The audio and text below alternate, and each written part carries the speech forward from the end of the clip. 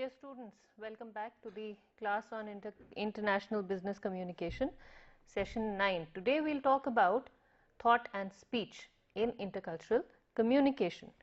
And let's move on, let's revise a little bit.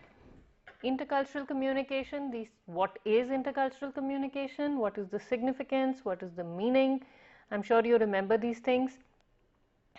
We also need to know what makes us different from each other. Why do we consider ourselves different?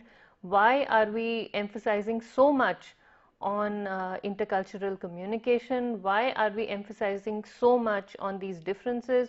On the one hand, we say we are the same, we are all the same, but we come from different backgrounds. So you need to remind yourselves, why is it that you need any training on international business communication and how we are different, so that we can focus on these differences and build on the strengths that these differences afford us.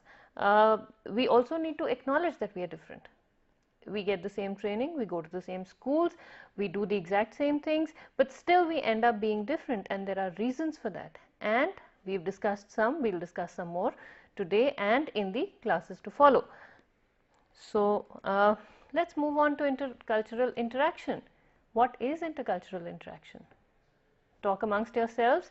I wish I had a live class, and this discussion would have been much more interesting than it is right now, but I'm sure you'll just take it from here and carry on with the discussion in your classes. Intercultural interaction is what happens when we begin interacting with cultures that we are not so familiar with. That is intercultural interaction. It is the kind of communication, the kind of perceptions, the understanding we have, what we see, what we hear, what we listen to actively, and we'll talk about hearing and listening in another class. And all of this in situations that we are not so familiar with. And many of you will be going into the world, taking on the roles of big managers, taking on the roles of, you'll manage funds worth crores of rupees or lakhs of or hundreds of thousands of dollars, millions of dollars times, and people will be entrusting you with this money and hoping that you will contribute to the building of a global empire. Everybody wants to grow. Everybody wants to be wants to work well with people who are outside of their comfort zones. And intercultural interaction is what happens when we deal with people outside of our comfort zones. This is the interaction that happens when we talk to people we've never seen before, we've never heard before, we have no idea of, and so this is really, really important, because in business, what is important is to sell. It is important to make money using the right ethical methods. Okay, thought and speech. Let's focus a little bit about on this. I am not sure if we have dealt with this before, but we really need to find out how thought and speech are related. So let's mull over this a little bit. Please discuss amongst yourselves how thought and speech might be connected. What is it that binds thought and speech? Are they connected, first of all? If yes, how so? Excuse me. And of course, after you've had this discussion, we can move on to the next point, and I'll tell you how these are connected. We think and then we speak. That seems like the most obvious thing here. But how do we think? What helps us think? Why do we think what we think? What gives us the impetus to think about certain things and ignore other things? Why should we bother to focus our attention on some things and not on others? Why should we bother to focus on anything at all? And how does this translate into speech? And now, going back to the previous lectures, it all depends on the environment. Everything is coming to us from the environment. Everything that we are doing is going back into the environment. The stimuli, physical and otherwise, coming to us from the environment interact with what is already here. They interact with our memory traces. They interact with what we know. They interact with what we feel. And that in turn prioritizes our thoughts, prioritizes our perceptions, gives us an idea of what we should be focusing on and what we should not be focusing on at that point of time. It helps us order our thoughts depending on our external and internal environments. And then we decide, we say, okay, there are few things in the environment. For example, I'm sure you can hear this banging in the background, and I choose not to focus on it. I choose not to pay attention to it. I choose to focus on this class. How do I decide that? I have memory traces, I have priorities, I have an internal environment, I have an external environment, and my internal environment says that if I focus on you all, these sounds will ultimately cease to matter. So that is one way of prioritizing what to focus on and what not to focus on. And how do I decide that? Maybe I've had a past experience with blocking out sounds that don't matter. Maybe I have maybe I've realized that teaching you all is more important than asking somebody to stop that sound. Maybe, depending on the demands of my job. So these are all internal and external environments that help us decide what is going on in our minds. Now that is the ordering of thoughts. Let's come to speech. How do we decide what words to use? How do we decide what to say, when to say it? All these things depend on the feedback we have received from our environments since we started sending verbal oral sounds into the environment. We had talked about babies crying, we had talked about learning to speak, we had talked about how we learn languages, how we learn the appropriate usage of languages. Now we are talking about thinking, which is an additional aspect of speaking. We decide what to say, how to say it, what tone to use, when to say things, how much to pause, depending upon the feedback, the memory traces left by the feedback we have received from our environment in the past. Sounds very complicated, but it's not. It's not complicated at all. You need to think that when you send a particular sound into the environment responds in a certain manner. When that response comes to you, you process the response.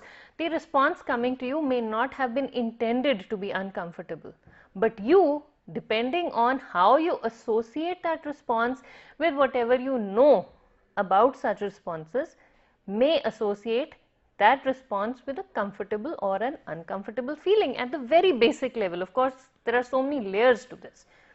So at the very basic level, you get an idea that the next time I am in a similar situation, I need to respond like this, or maybe I need to change the way I respond so that when my response elicits another response from the environment back to me, I am not so uncomfortable, or my response was so great that the next time I am in a similar situation, I will do the exact same thing. I will say the exact same thing.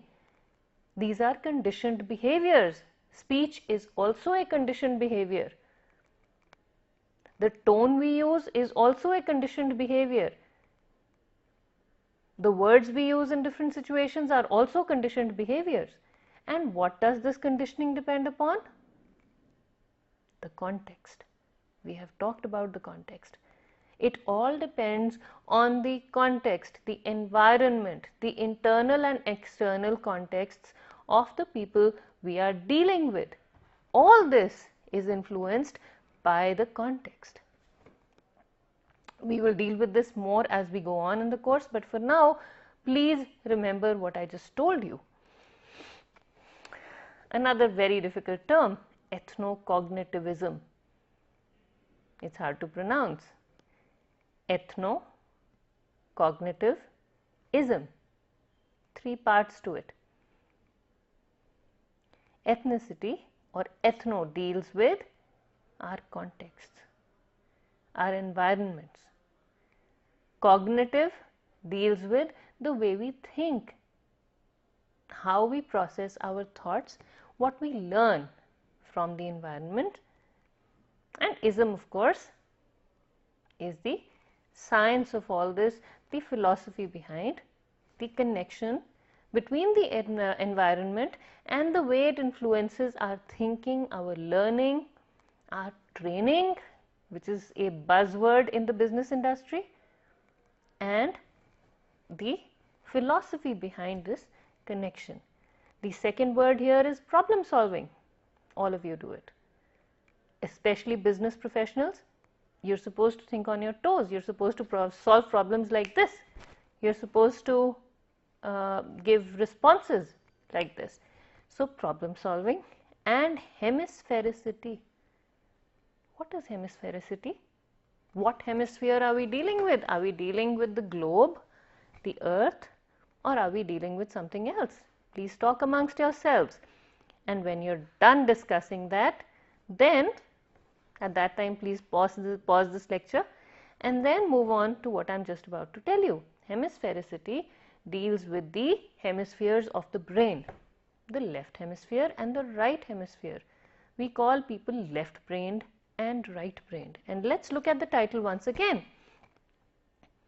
Ethnocognitivism, problem solving, and hemisphericity. Why am I using these big words in this class on business or business communication? What does this have to do with communication? Please talk amongst yourselves and then come back to these slides.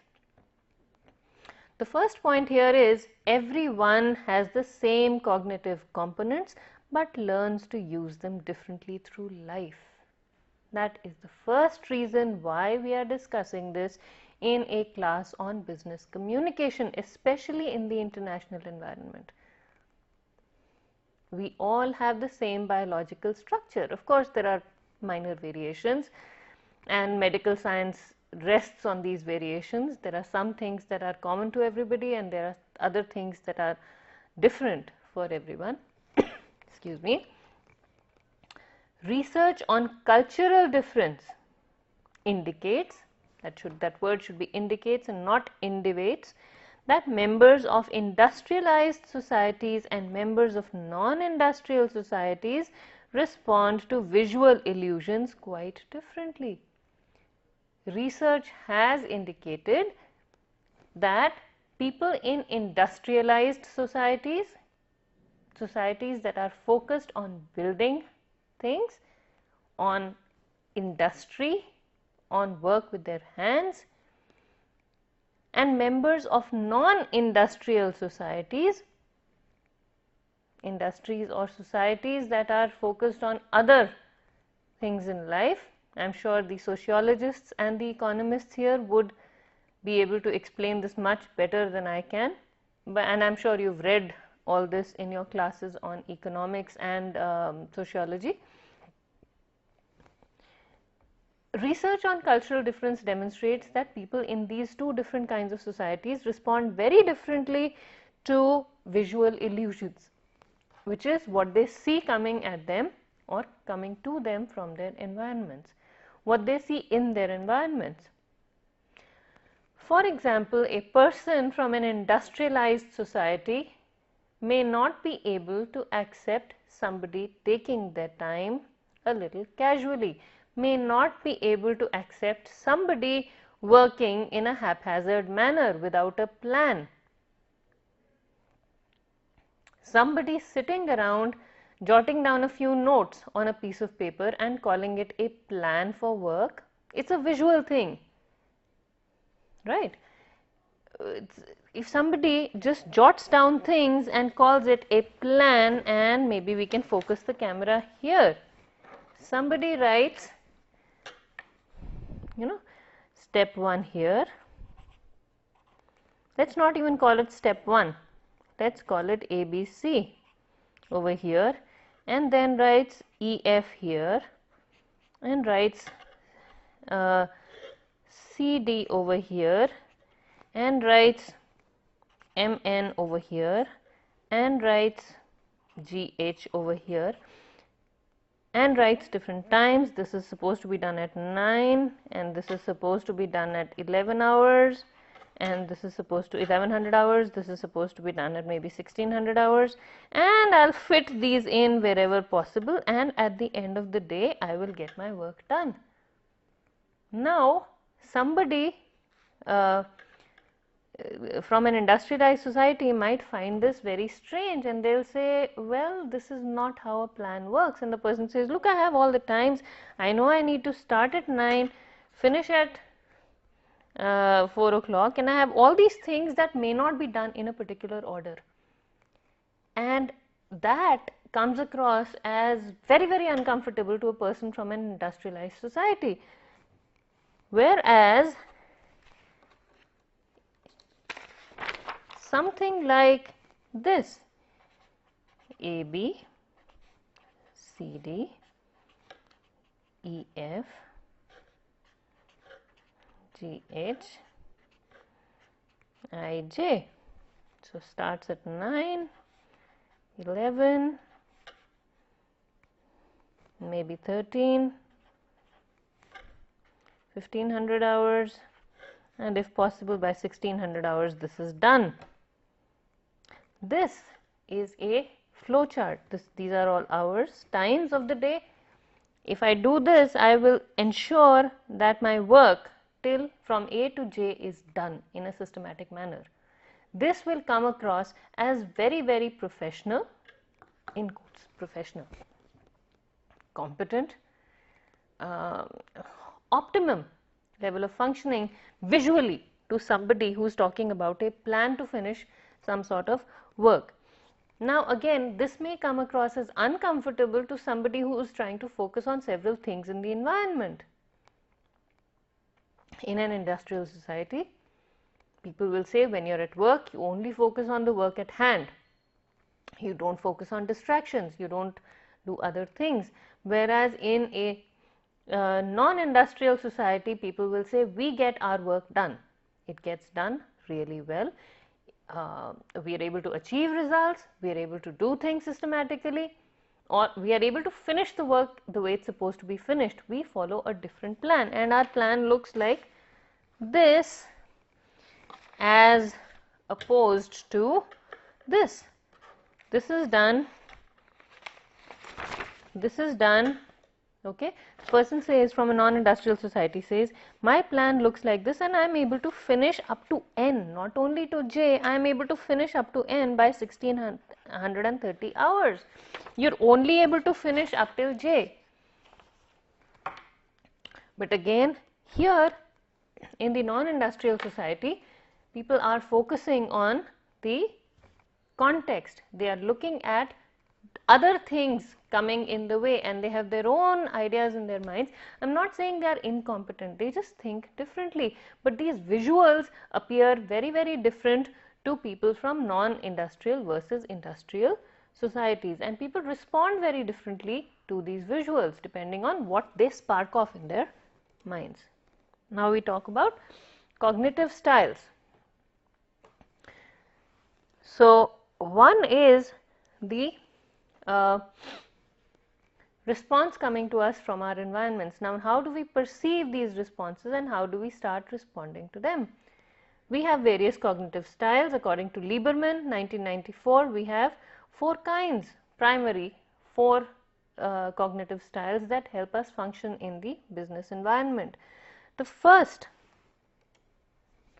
before we move on to this, please discuss how these cognitive styles influence behaviors in different cultures. In this class, I will keep requesting you to discuss these things in class. I'll give you points for discussion in class. I will ask you to do things at home and figure things out on your own. I'm not going to spoon feed you as far as possible. So please discuss these things and I'll give you some answers later.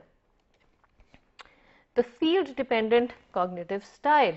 Field dependent cognitive style rests on the holistic perception of the event. You look at the event in its entirety. Let's take this example. The work began at 9 o'clock. The work ended at 4:30. What happened in the middle, what order the work took is immaterial. The point is that everything from A to N got done. So you look at the whole picture and not at the system as opposed to this. You look at first AB got done, then CD got done, then EF got done, then GH got done, then IJ got done. We were able to finish the work only up to J, but we did it systematically. There was a process. The process can be replicated. So that is a different perception. In a field dependent cognitive style, we take everything else. We take this area also into account. All that is happening here. I start my work, somebody's child falls sick, all employees or the senior employees go and help out that person. At the end, they all come back and stay in the office for 2 hours extra and finish the work that they were supposed to go. But somebody's child got sick, you don't have one person designated. Everybody rushes to the hospital and says, come on, we'll help you. Or somebody has an accident. Everybody leaves their work and rushes to the hospital to find out how their colleague has been hurt and what's happened. I'm not saying it happens in the field independent cultures. But in field independent cultures, these problems are anticipated and people are designated to deal with such interruptions in their work or in their learning. Okay, let's get back to the slide. In the field dependent cognitive style, there is a holistic perception of the event. There is a sensitivity to feelings and opinions of others in the group. Let's think about this. People are sensitive, people realize that human beings are not machines, people realize that human beings have limits. And it's not at the expense or at the cost of the work, but it's at the as an added benefit to being a part of this organization. You also pay enough attention to the feelings of others, you also pay enough attention to the limitations that others may be having, and opinions are also taken into account. In essence, it is perceiving that one is an integral unit of and dependent upon one's context or field. That word keeps coming back. Context, it's all about context. Field dependent cognitive style rests on the perception of context or the field as a contributor to the manner in which people learn from their environments. When I keep a book in front of me or when I am undergoing training, I have people teaching me, if the instructor gets late by 10 minutes, it doesn't mean that the work will be stopped. Excuse me. If the instructor is not able to go systematically, it doesn't mean that I will not learn everything. The instructor may jump from point 1 to point 7 and come back to point 5 and may go back to point 3 and then jump to point 10 and in a sense cover everything from point 1 to point 10, but in a different manner, keeping the context, keeping the ideas, keeping the discussion of the participants in the class. And you can apply this to your training environments. As a supervisor, you have to keep in mind the cognitive styles of your employees. And now I have given you the answer to one of the questions I had asked you later. Anyway, think about this. Okay.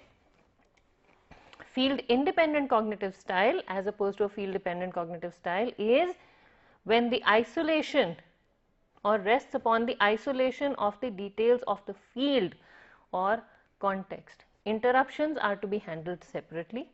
The work has to be done as per schedule no matter what the interruptions. The system has to be followed. Things have to go from person A to person B to person C to person D. You don't jump the hoops.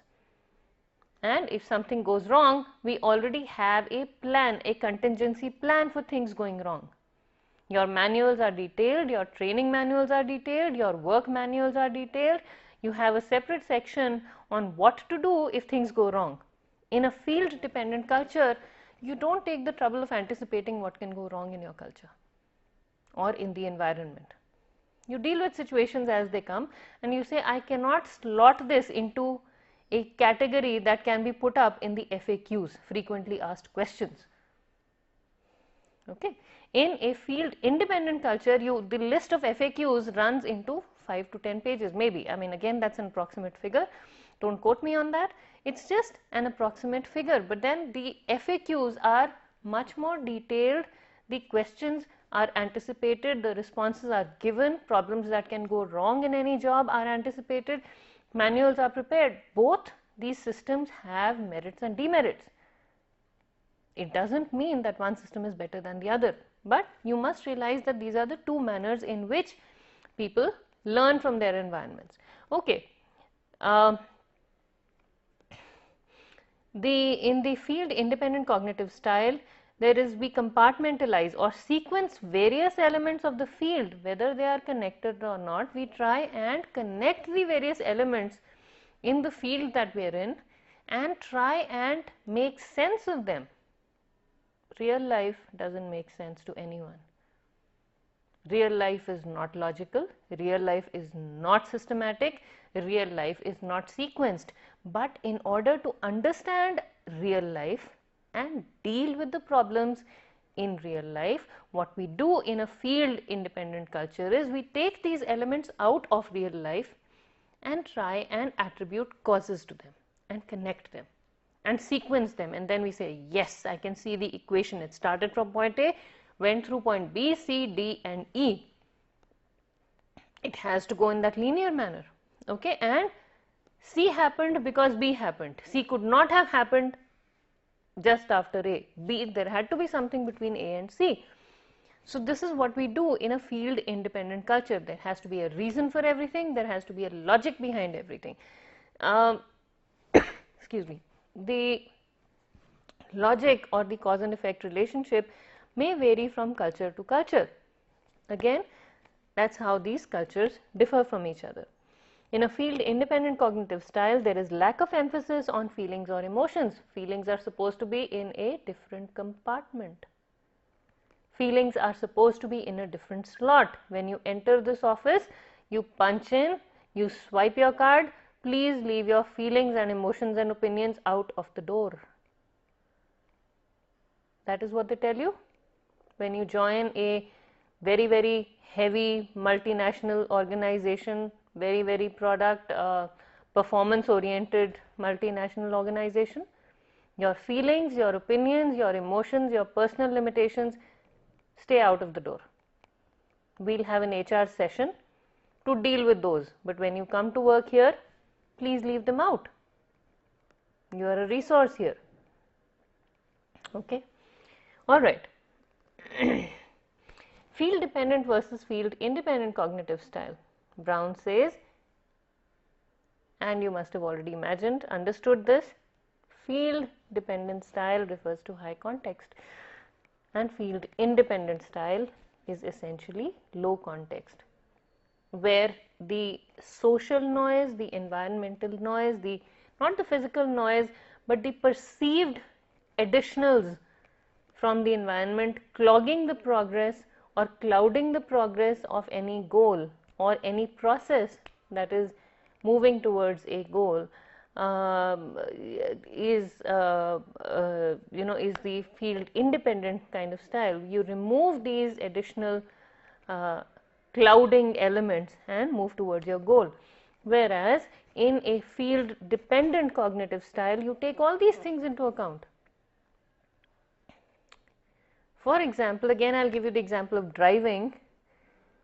In a field independent environment, you would probably be taught driving first through a simulator, and then you would be taught on the road and you would be taught to practice driving without any music, and you follow the rules, and if someone breaks the rules, you report them to the police, okay, and you do not break the rules. Excellent idea. I don't break rules when I drive. In a field dependent style, you are told, you may be taught through simulations, but ultimately you are informed that when you are in real life and when you are driving in real life, you will be driving, you may end up driving with people who are talking. This is not completely segregated, and again this is a very crude example, but you might probably be able to relate to it, because I am assuming, especially if this is an undergraduate class, I am assuming some of you may be learning driving, or some of you may have already learnt driving, and you are taught that this noise is going to be there. There is no way that we can remove this noise. There may be people talking to you, I'm not saying it's right. There may be sounds in the environment, there will be horns, there could be cattle on the road, there could be dogs crossing the road, and you have to learn to drive with all these distractions. That is a field dependent cognitive style. Field independent is, if a dog crosses the road, this is the speed you should bring it down to. If a cow crosses the road, this is the speed you should bring it down to. If a truck comes on the road, this is the speed that you should bring it down to. Okay. Reflectivity versus impulsivity. Now, we talked about field dependent and field independent styles of learning. Let's talk about reflectivity and impulsivity. Reflectivity is thinking about a problem, reflecting. I told you that was the first thing you needed to do in this class. You need to think about whatever is being talked about in this class. Taking the time to be completely right than to be partially wrong. Some cultures emphasize on thought, thinking through solutions, taking your time to be absolutely perfectly right than to be even a little bit wrong. And again, I am not saying that one culture is perfectionist and the other culture focuses on substandard styles of learning. Absolutely not. But then these are our preferences. Mistakes are treated rather harshly in a reflective kind of culture, or in a culture that uses or primarily prefers the reflective cognitive style. Gray areas are not acceptable. The solution is either right or wrong. We don't focus on one side or the other. You take enough time and then come up with the right solution. As opposed to this, impulsivity is, let's move on. Finish it and move on. Quickly achieve the goal. Achieve one goal. If that goes wrong, you have other goals to achieve. Finish and move on. Finish and move on. Being partially correct and moving on is more important than taking the time to be absolutely correct and missing out on opportunities for growth while doing so. I had an interaction with an auto rickshaw wala in Ahmedabad. Excuse me. I belong to North India. And what happens in Delhi is, when one rickshaw wala hits another, what do people do? They get off the rickshaw and start fighting with each other and blaming each other, and then claiming to be the under the wing of some influential person or another. In Ahmedabad, I was sitting in a rickshaw and the rickshaw happened to hit another person. Just barely scratched, no major accidents. Both the people got down, scolded each other and said, why did you not take the right turn? Why did you not take the right turn? The interaction lasted for less than a minute. They yelled at each other, got back into their rickshaws and drove away. And I asked the auto wala, I said, what just happened? I said, I'm surprised and I'm glad that you didn't fight with the person, because I would have had to find another rickshaw. I thought I would have to get down and pay this person off and get into another rickshaw. Person said, no Ben, you sit and I'll talk to this person. So the interaction was over in less than a minute. Why? The reason that was given to me was that if I can earn a lot more money by driving you to the right place and getting another customer in the time that I would spend fighting with this other fellow. I would fight with him, he would break my head, I would break his head, both of us would be in the hospital, our families would suffer. Why should I waste my time and energy arguing with a person who will not listen to me? I would much rather drive you around, reach my goal. Yes, it wasn't a perfect journey for you from point A to point B, and I'm sorry that this happened. But let's move on, let's make some more money. And I was very, very pleasantly surprised to see this. And this is what happens in very, very goal-oriented cultures. Now, Ahmedabad is a part of Gujarat, which is a part of India, which is very, very high context. And these things, again, I must emphasize, these things don't happen on extreme sides. They are on a continuum. Persons from a high context culture could also be extremely goal-oriented. could also be focusing on the emotions of the people, could also be focusing on the context, but they may also be very, very compartmental in their approach to learning from the environment and giving back to the environment. When we learn from people, a person in a reflective culture may want to learn the systematic step-by-step process for doing something. You do things step by step, you learn everything in its entirety, you learn things only one time, learn it all. In an impulsive culture, they will say, let me first learn the nodes of this process. Let me first learn the main points of this process, and even if what happens in the middle is not taken in properly, either by way of my discomfort or I am not paying attention, I can always make up for it, but I need to get as many certifications, or I need to get as many trainings under my belt, or I need to get as many skills under my belt as possible, and then I can spend time polishing and refining those skills later. Whereas in a reflective culture, you learn a few skills, but you are the master or the expert at those skills. Okay? So, in an impulsive culture, the gray areas are acceptable. Again, these things do not happen on extremes. Tolerance of ambiguity, bipolarity of language, right or wrong, good or bad, is also dependent upon context. The language we use, what we say to people, is dependent upon context. We use bipolar language in some cultures. This is right, this is wrong, this is X, this is Y.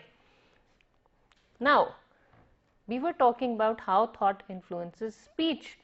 How does speech influence thought? You take in ideas from the environment, you take the feedback in from the environment, it stimulates some memory traces, it associates with some memory traces, it gives you, it helps you perceive the context in a certain manner, and then you pick words and you respond to the context in a certain manner. And at that time, the speech is going back into the environment. Now, what you send back into the environment will stimulate a lot more things in the environment, and that will in turn influence what comes back at you from the environment. How you perceive things will depend upon what you are getting from the environment. How you perceive things will determine what you send back into the environment.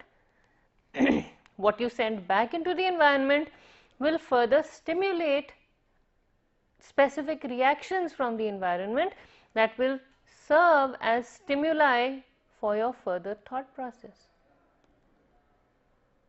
So, it is a spiral.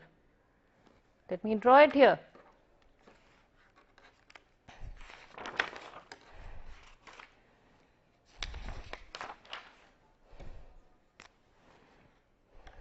Okay, you start here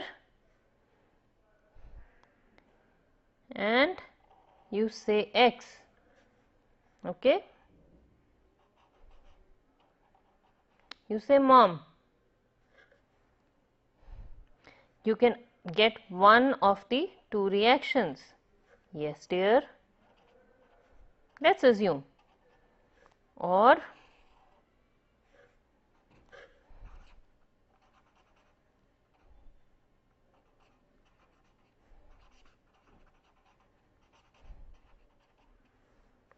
yes, dear is comfortable.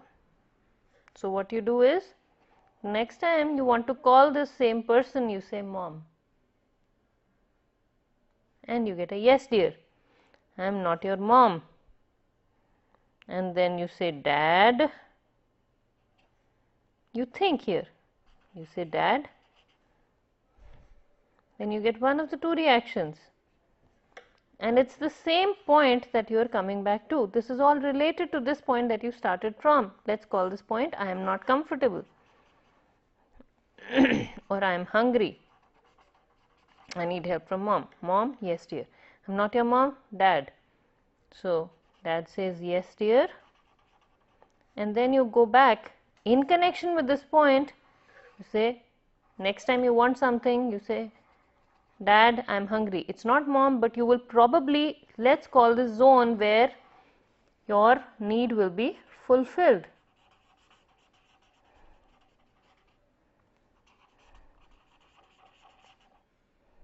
Okay, and the rest of it is non-fulfillment of need. So dad says, yes dear, and you say the same thing, but I mean, you say, I need XYZ to fill my stomach. Okay, and then dad says, or this person, you say dad, and the person says, I am not your father.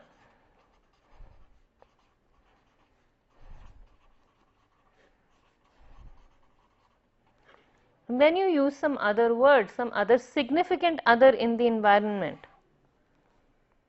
and nanny or grandma or whatever, and the person says, yes dear, and the need is fulfilled. But this is the zone in which your need is going to be fulfilled. These are the words you are choosing based on who can fulfill your need. I am hungry. Who do I call to for help? Mom, dad, grandma, nanny, aunt, sister. When those people cannot fulfill my needs, what do? Call up the restaurant for delivery. Anyway, so I mean, and again, that's a joke, but then you start learning, the environment gives you the signals, and those signals help you decide what to do next. Now, this is a very, very simple example. More complicated situations, you say hello to a person, person does not respond. What do? You say hi, person doesn't respond. Namaskar, person doesn't respond. Either the person is deaf, or the person doesn't like me, or the person doesn't understand any of these statements, because you're supposed to respond to a hello to anyone, even off the street, right? But then we start picking different words and different signals. Anyway, so that is how thought influences speech. What do? What do I need? I'm hungry. I'm hungry. I need food. And how do I get my food? I need to call to somebody for help. I can't do it on my own. Okay, so thought is influencing speech, and when that speech gets responded to, the next signal comes out. So it sort of goes back and forth like this. Okay, and again, these styles vary. These styles of communication, these styles of interaction with our environments vary. Now, when we are talking about bipolarity of language, we are talking about the right and wrong. You have only two answers, yes or no. I am not your mom, I can't feed you, I will not feed you. You say, mom, I am not your mom. You say mom, and the other person says, what do you need? I know you need something, mom's not here, maybe I can help. So the answer is not yes or no. The answer is, why are you asking this question? Okay, when we use bipolar language, we use ambiguous words, we use words that can have more than one meaning. I am happy. You're either happy or you're sad. Are you moderately happy? Are you mildly happy? Are you ecstatic? Again, we are trying to categorize. You're happy? Let's go for an ice cream. I don't care how happy you are. You maybe just have a smile on your face, but that smile can mean a million things. Okay, so that again will be tolerance of ambiguity. You're happy? Great. You're happy? That means you should be doing your work really well today. You're happy, but you may also be exhausted. I'm tired. I'm not tired. I slept for 8 hours. I slept for only 4 hours. Maybe those 4 hours of sleep was more restful than an 8 hour of unrestful sleep or disturbed sleep. So your energy may be at its low after an 8 hour sleep, and you may be very, very energetic after a 4 hour deep sleep. That is tolerance of ambiguity. The kinds of words we use and the way these words are interpreted in the environments. Bipolarity, a culture that encourages bipolarity of language encourages cause and effect thinking and linearity. Everything has to have a cause. If you're hungry, why are you hungry? You just ate. Why are you hungry? Have you been working too hard? I'm hungry. Great. What should I feed you? That's what mothers do, right? You say, I'm hungry, and mothers will just, they won't say, oh, you're getting fat, I'm not going to give you anything. No, this time you eat, next time be careful. Or I'll give you something less with less calories. Anyway, that's a different issue altogether. But what we are trying to emphasize here is that every statement needs to have a cause in cultures that encourage bipolarity of language. There is less tolerance of ambiguity where there is greater bipolarity in the structure and meaning of the language itself. A language that has very strict structure, very clear meanings of different words, that is very, very well evolved, may not encourage ambiguity. I would like to do my best and rise to the top ranks of an organization. What do you mean by do your best? Do we have words to define do your best? Maybe we do. I would like to excel in human resources. I would like to excel in the IT stream. I would like to excel as a financial person. I would like to excel as a marketing executive. And ultimately, I would like to join the organization as a chief executive officer because I have excelled in all these different areas. Great. What do you want to excel in? In finance. What do you want to excel in? In marketing. When you're talking about human resources, are you talking about employee benefits? Are you talking about employee retirement schemes? Are you talking about employee health? Are you talking about insurance? Are you talking about the HR audit of the organization? What is it that you want to excel in when you're talking about finance? What is it that you want to excel in? Is it forecasting? Is it taxes? Is it legal issues? Is it ethical issues? What is it? Be specific. We keep telling you to be specific. Okay. Now again, these cultures, these situations will determine what you need to be specific about and what you don't need to be specific about. Okay. And in cultures that encourage bipolarity of language, you will find that there is a very high emphasis on being clear in your thought and your speech. Please keep asking what, why, when, where, who, how, and get to the point. Please get to the point. Please keep chipping away at the ambiguity, at the multiple interpretations, and get to the point. Okay. So that is bipolarity of language. We get to the point, we chip away all the extra stuff, we have lesser ambiguity or no ambiguity as far as possible in what we are saying. Cultures, other cultures tolerate ambiguity in learning, especially in learning. I have taught you formula A, you must remember formula A only. Cultures that tolerate ambiguity will say, I have taught you one of the few formulae. Find out what the others are. I know what the others are. You ask me, I'll give you 50 of them. But I do not have the resources, or I do not believe in giving you patches. I do not believe in giving you a solution for every problem you may come across. So I will give you this broad solution. I expect you to adapt the solution as and when the situation arises. Life is full of gray areas. Take one part of one formula, another part of another formula, and see if it works. If it works, great, write a paper about it and make it public so that people in bipolar cultures can add it to their repertoire. Okay? All right, word of caution. These systems are not mutually exclusive. These systems exist along with each other. They influence each other. For example, a high context culture may be bipolar and field dependent at the same time. And how does this happen? I draw things from the context. I draw things from the environment. Okay. A culture, reason for the example on the previous slide, a culture may be field dependent and highly contextual, but it may have the vocabulary to define shades of grey in the environment. Eskimos, they have 50 names for snow. Snow, sleet,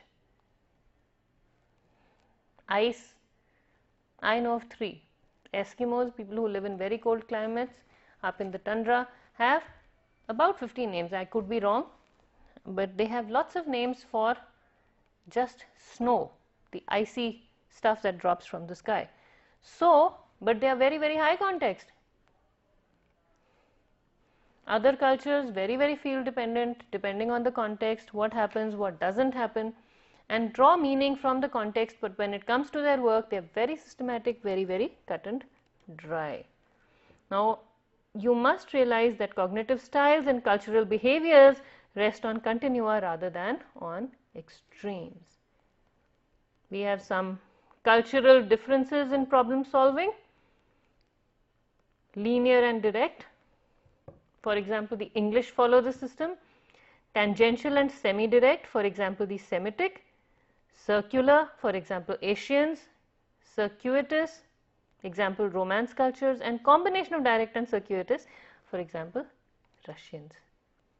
And I want you to think why these approaches to problem solving are being taught to you, what these approaches are, and why these are being taught to you in a class on international business communication. And we will stop here and we will continue in the next class. Thank you.